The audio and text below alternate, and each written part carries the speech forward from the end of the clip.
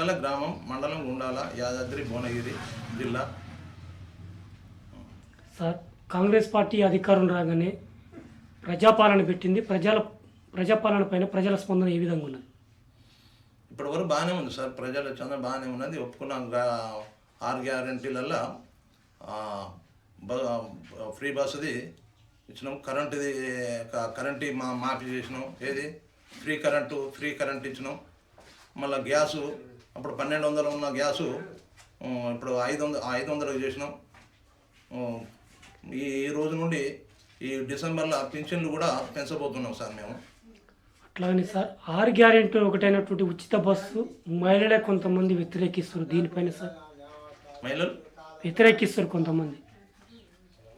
అర్థమవుతుంది సార్. 6 గ్యారెంటీలో ఒకటైనటువంటి ఉచిత బస్ కొంతమంది మహిళలు దీన్ని వ్యతిరేకిస్తారు సార్. ఇక సహజం సార్, వ్యతిరేకించడం అంటే ప్రతిపక్ష పార్టీ వాళ్ళ భార్యలో వీళ్ళు ఉంటారు. ఇక 130 జుట్లన్నా ఉంటుంటాయి, 3 చికెన్లు కూడా ఉండేవి.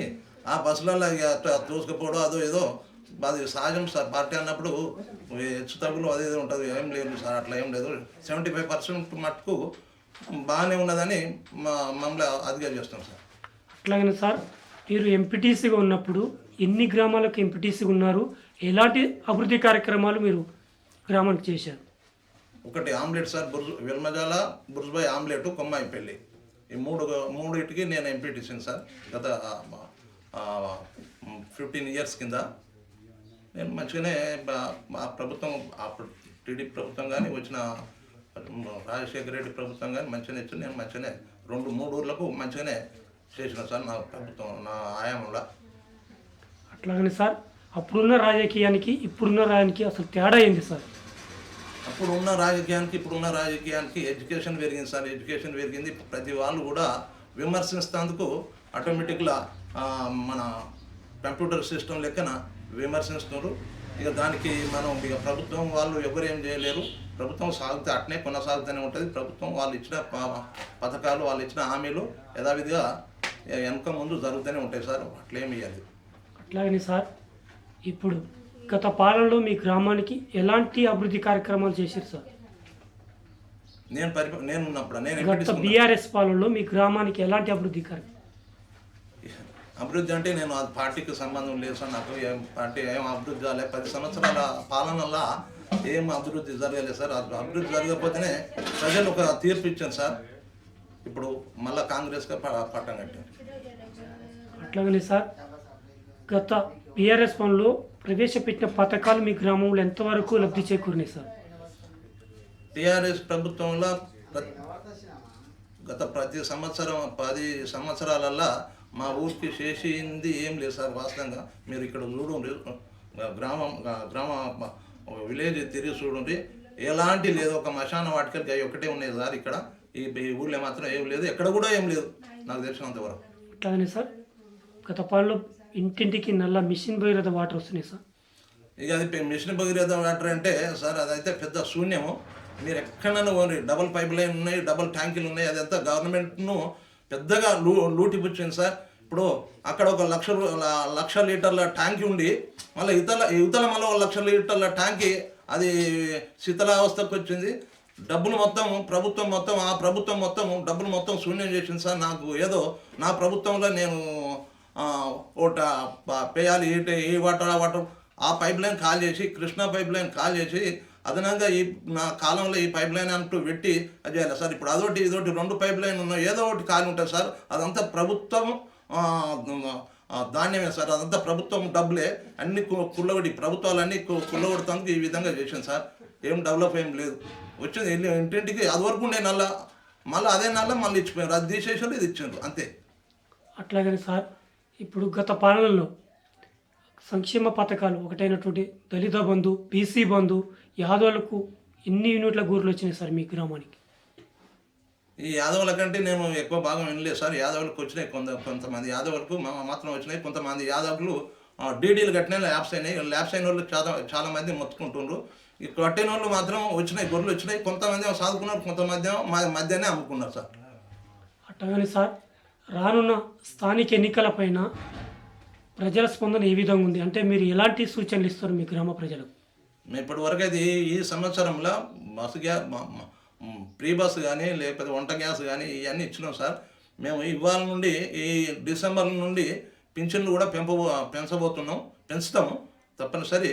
ప్రభుత్వం కాంగ్రెస్కే మొగ్గున్నది, కాంగ్రెస్ సర్పంచులే అవుతారు సార్, అట్లాగే సార్ కానీ సర్పంచులు కానీ. గత సర్పంచ్ పాలన ఏ విధంగా ఉంది సార్ మీ గ్రామంలో? ఇక్కడ సర్పంచ్ పాలన సార్ అతను నిధులే లేవు.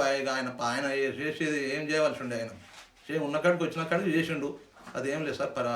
వచ్చిన కాడికి చేసిండు, ఆయన లోటుపాటు ఏం చేయలేదు మేము. అట్లాగే సార్ మాజీ ఎమ్మెల్యే ఓడిపోవడానికి ప్రధాన కారణమే సార్. సార్ మాజీ ఎమ్మెల్యే ఓడిపోవడానికి ప్రధాన కారణం ప్రజలు మార్పు కోరుకున్నారు సార్. డెవలపింగ్ లేదు కనుక ప్రజలు మార్పు కోరుకున్నాడు. ఆమె డెవలపింగ్ లేదు కనుకనే మార్పు కోరుకున్నారు సార్.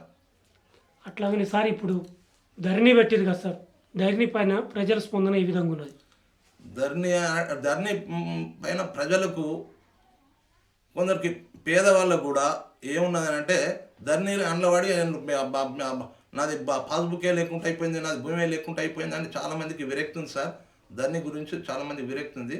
దాని కొరకు ఈ ప్రభుత్వం ధరణి అంటూ ఎత్తేస్తేనే బాగుంటుంది సార్. మేము ఈ ప్రభుత్వం తీసేదలుచుకున్నది తీసేస్తారు సార్ కొద్ది కాలంలో. అట్లాగనే సార్ రైతులు కొంతమంది వ్యతిరేకిస్తున్నారు, మాకు ఇంతవరకు రైతు బంధు లేదు, రైతు బీమా లేదు, ఏది లేదని చెప్పేసి ఐకేపీ సెంటర్లు కూడా సరిగా ఏర్పాటు చేయలేదని చెప్పేసి కొంతమంది రైతులు అంటున్నారు సార్. ఇది ఇప్పుడు మేము ఏమంటున్నామంటే రైతు సంఘాలు ఉన్నాయి, ఐకేపీ సెంటర్లు ఉన్నాయి, ఓపెన్ చేశారు. ఇక్కడ వెల్మజాల కాడ కూడా ఐకేపీ సెంటర్లు ఉన్నాయి. సెంటర్ ఓపెన్ చేసే వరకే ధాన్యం వెళ్ళిపోయింది సార్. తర్వాత సెంటర్ ఓపెన్ చేసినాక ధాన్యం బాగానే వచ్చింది, నడుపుతుండ్రు. ఈ తారీఖు వరకు రేపటి వరకు ధాన్యం కూడా ముగింపు అవుతుంది సార్. అట్లాగనే సార్ వీరు ఇప్పుడు రేషన్ డీలర్ కొన్ని అవినీతి ఆరోపణలు వస్తున్నాయి సార్. అంటే కొన్ని రైసు పక్కదారి పట్టిస్తారు అని చెప్పేసి కొంతమంది వాదన సార్. దీనిపైన ఇక్కడ ఈ మండలంలో అయితే ఏం లేదు సార్. గత మండలం వేరే మండలాలలో నేను ఏం చెప్పలేను.